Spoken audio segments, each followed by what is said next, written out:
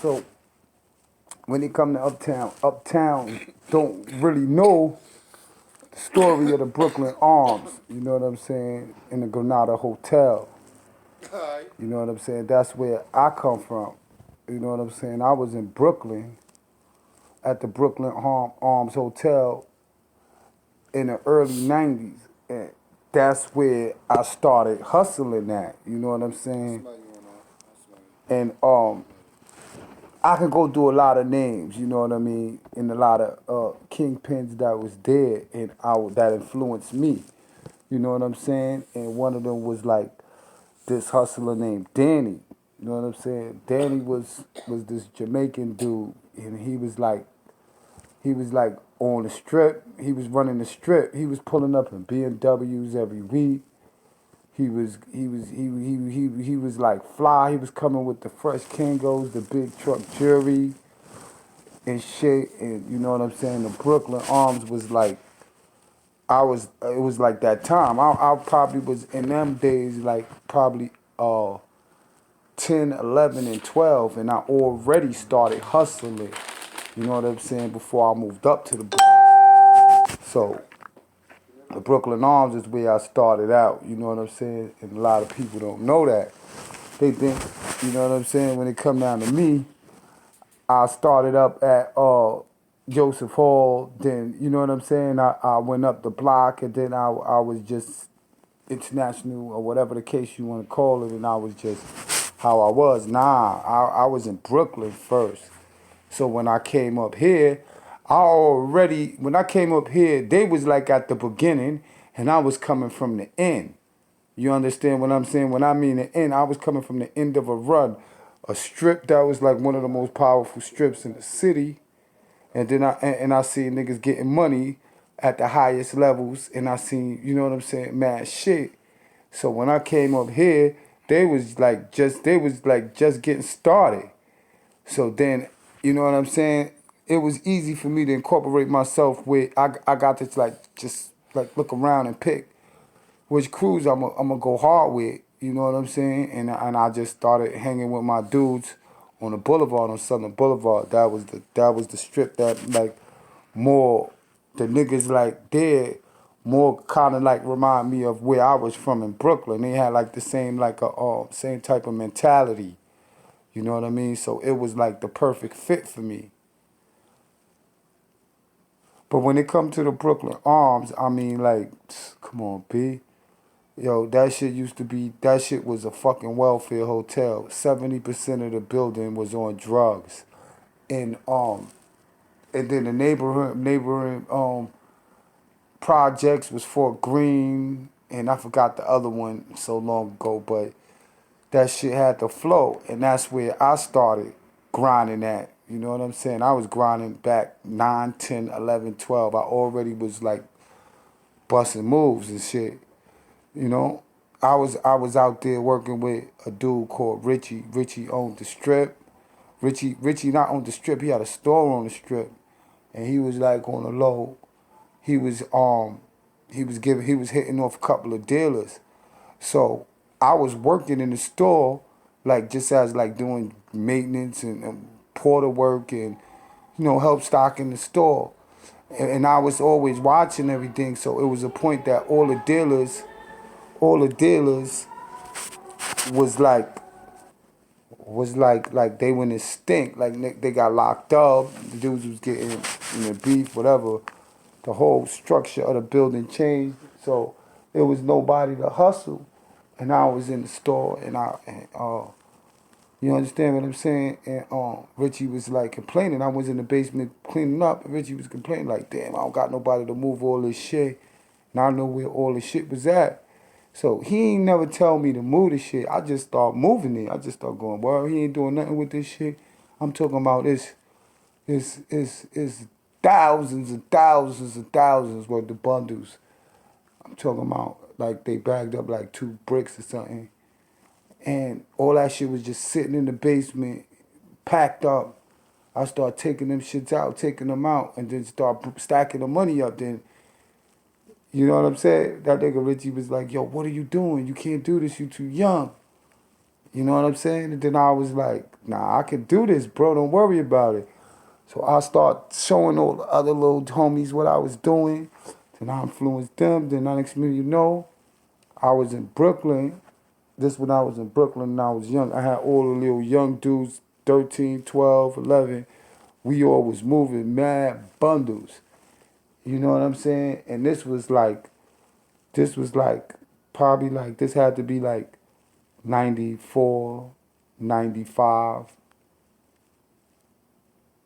No, I'm tripping. I mean, this had to be like 86, 87, and 88.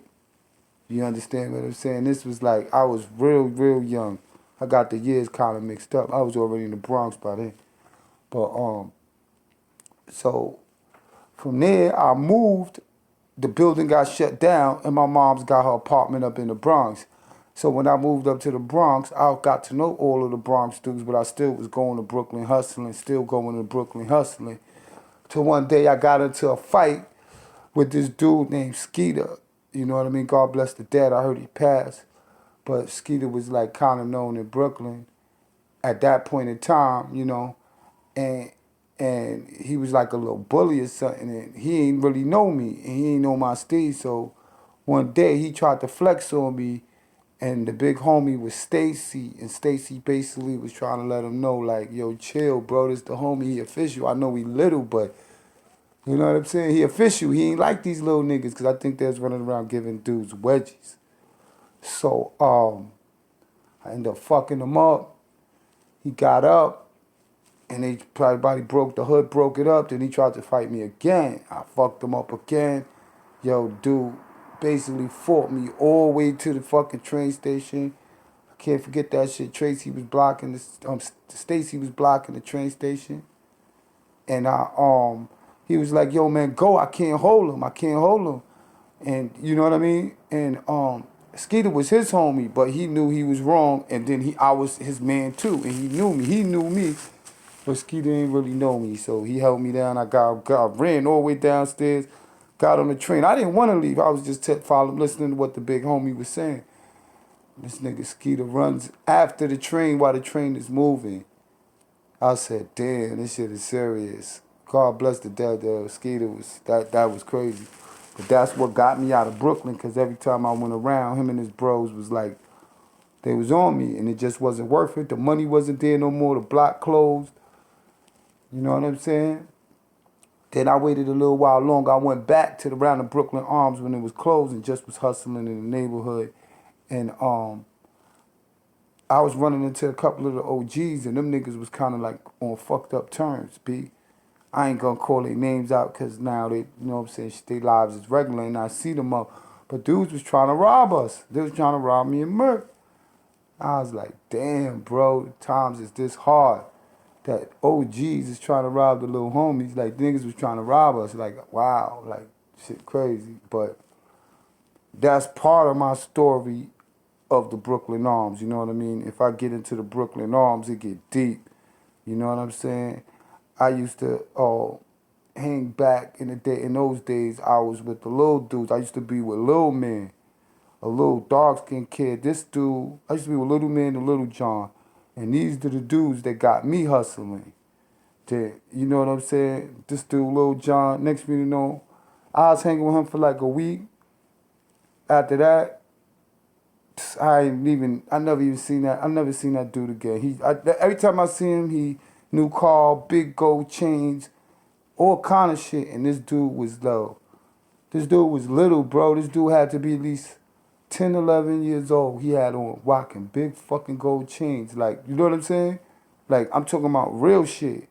Yo, he was 2 years younger than me. I was probably around those times, 12 and 11. And this little kid was fucking lit. He had a spot up in the building, some shit like that. He was killing them. He was working with the big OGs, but he was that little nigga. And I learned a little something from him. Then I was grinding with Little Man. You know what I'm saying? And then from Little Man, I was grinding with Little Man and all that shit. Then I really fell back, and then that's when I was chilling up in Richie's. And then that opportunity came, and I already knew how to push that shit on the streets. You know what I'm saying? From then I put all the little niggas on. I was up. I was young. I already was going shopping by myself. I was feeding my fucking house. You know what I'm saying? That shit was crazy for me. So when that all ended, when the building closed, I got into that fight. Then I moved up to the Bronx. So when I moved up to the Bronx and I got in the hood, you understand what I'm saying? Was like the block, Southern Boulevard. Dudes ain't even know I already had my card was I already graduated high school. I was a college student. So dudes ain't know that. They was looking at me like I was basically on the same level, like on the same mentality as the dudes my age and in that age bracket when I wasn't. You know what I'm saying? I just knew how to be a good soldier. So when it was my turn to be a soldier, you know what I'm saying? I did all my shit official. So that's how I went from being number 100 to number 50 to number 5 to number 1. You understand what I'm saying? And that is part of the reason of my history and my hate because of that. Because I shot all the way up to the top. You understand what I mean? So when I shot up to the top, that was like kind of weird because I'm from somewhere else and there's dudes from here, from the hood, and they ain't get to my position. So it was always a little animosity towards me being that nigga coming from somewhere else. And then, you know what I'm saying? Only the true block niggas knew that, but then that's why it was always like when I got to the top, it was like, you know what I'm saying? Like nonchalant and shit. Like, you know what I mean? Hate towards me. And, you know what I mean? Niggas that try to blow up other situations like niggas was on a higher level than me. But nah, niggas was never on a higher level than me.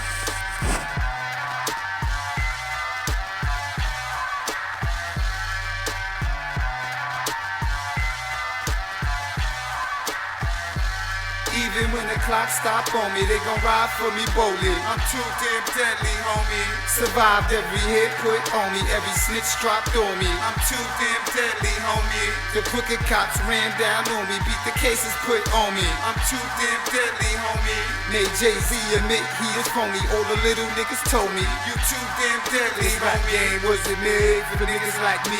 Been in the trap so long, the trap has become me. On the map all along, the game biggest conspiracy. You see your idol all along, cause he ain't mimicking me. I know the blind can understand this, so why I scratch in the head while the youth remain mute. Resemble the Walker Dead, you want the proof? I'm the proof, the legend to be okay. I get salutes, I'm the truth. Them faggots will leave you straight. They caught up spitting bullshit, pumped up like Drake. This is blasphemy, they cause all everything they do is fake. I'm saying damn till you sell out, you do your people snake. I can pray for you, but I choose to pistol to your face while they